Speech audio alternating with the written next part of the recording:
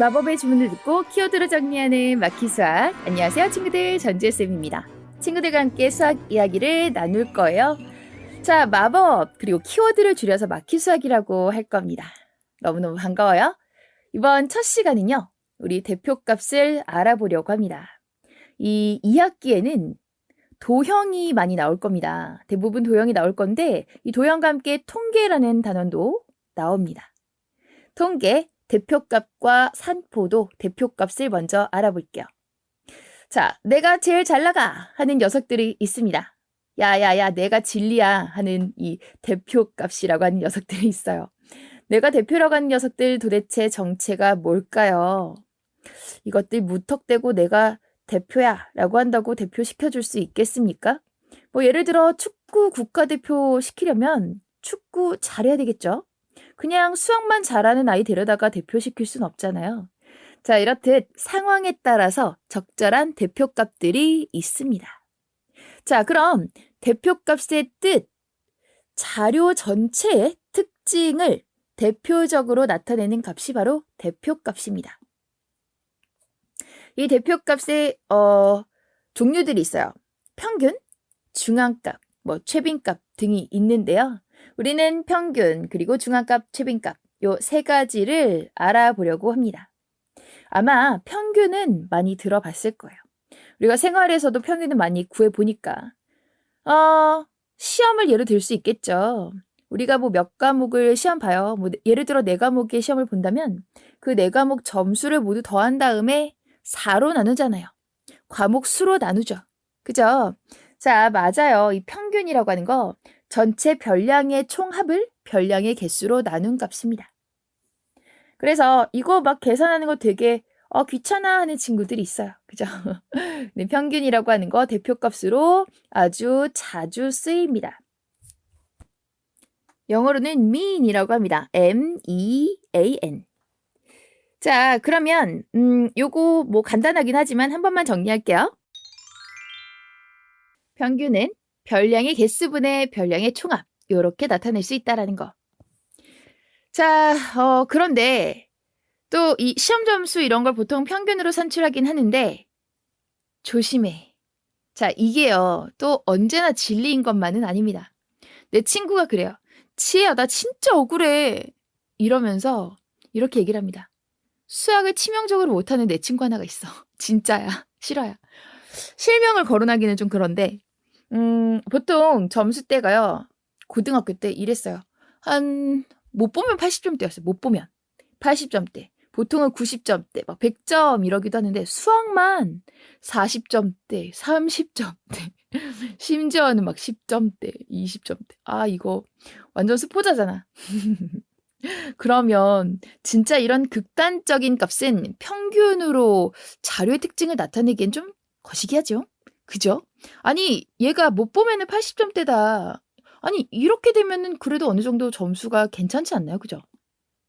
그래서 보통 선생님들이 그래, 이 아이는 공부도 좀 열심히 하고 괜찮아? 열심히 하고 수업 잘 듣고 점수도 괜찮으니까 그래. 너는 그래, 괜찮을 거야. 이랬는데 아니, 이게 뭐야? 수학이 점수가 이렇다면 이 극단적인 값 하나 때문에 평균이 확 떨어진다라는 거죠. 예를 들어 평균이 60점대가 나와버린다라고 하면 이 친구의 다른 평균, 아니 다른 그 시험 점수를 모른다라고 하는 사람들이 이 평균 점수 하나를 딱 봐버린다라고 하면은 오해할 만하지 않겠어요? 나름 과목별 점수대가 참 괜찮은 친구인데 억울한 거죠.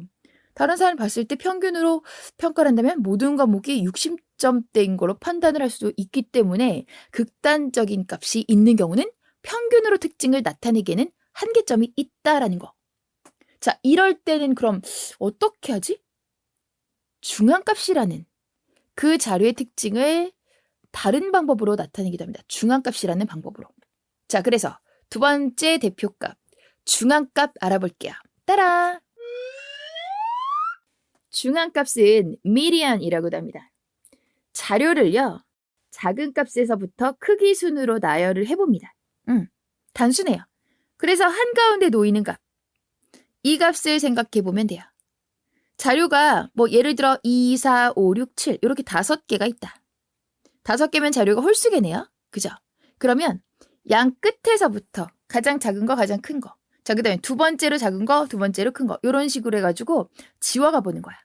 그러면 딱 가운데 하나가 남아요. 딱 가운데 하나. 2하고 7 지워보고 4하고 6 지워보고 5가 남는다? 이게 중앙값이야. 그래서 요걸 대표값으로 정해주는 거죠. 그럼 자료가요. 1, 3, 4, 6, 7, 9 요렇게 해서 6개로 만약 짝수개면은요.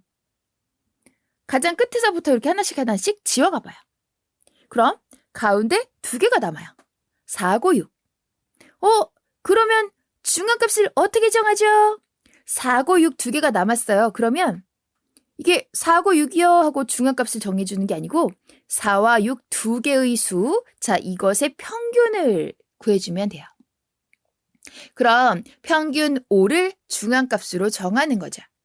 그래서 이렇게 자료를 작은 값에서부터 크기 순으로 나열했을 때 가운데 있는 것, 요걸 찾아서 중앙값, 대표값으로 정해주는 경우도 있습니다. 알겠죠? 자, 그럼 꿀팁 갑니다. 꿀팁. 이게 또 한가운데 있는 거를 어떻게 찾냐고. 이거 노가다로 찾나요? 노가다? 이게 그러니까 일일이 시행착오에 의해서 그냥 하나하나 다 해보고 찾아야 되나요? 이 얘기입니다.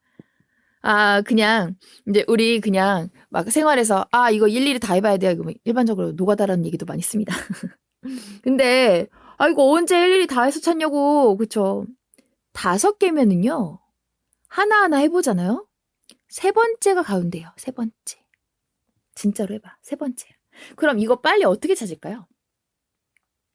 5개면은 이 5개에다가 1 더해주세요. 그럼 6개 되죠. 그런 다음에 2로 나눠주세요. 무슨 얘기인지 알겠어요? 그래서 홀수개면 그 홀수개에다가 플러스 1 해주고 2로 나눠주시면 돼요. 2로.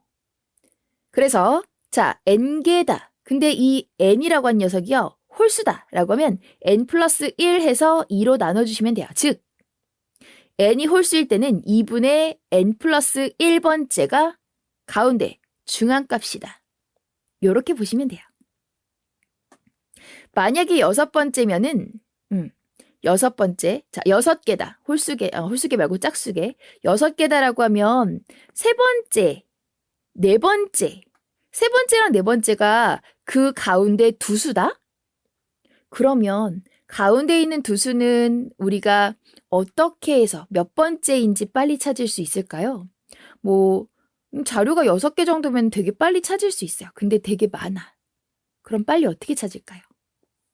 자, n개, 전체 자료의 개수가 n개인데 그게 짝수개래요. 그러면 6개일 경우 3번째, 4번째라 그랬죠? 6개일 경우 3번째면은요. 그냥 전체 개수의 반띵이야. 6 나누기 2, 그럼 3이잖아요. 그쵸? 이런 것처럼 우리는 요렇게 전체 개수가 n개면 n 나누기 2를 하는 거예요. n 나누기 2. 오케이. 즉 2분의 n.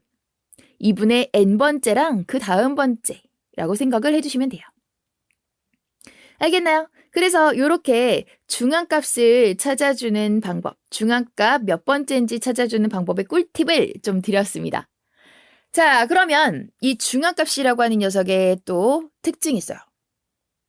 우리가 평균이라고 하는 거는 극단적인 값을 생각했을 때 이게 그 자료의 특징을 또 잘 나타낼 때 약간의 그 문제가 생긴다라고 했죠. 근데 이 또 중앙값은요. 그 중앙값 말고는 작은 값하고요. 또 큰 것. 얘네들은 생각도 안 해. 사실 관측하지도 않는다라는 이런 생각을 할 수가 있어요. 그쵸? 중앙값 말고는 얘보다 작은 게 뭐가 있는지, 얘보다 큰 게 뭐가 있는지 사실상 그런 특징은 별로 나타내지도 않아요.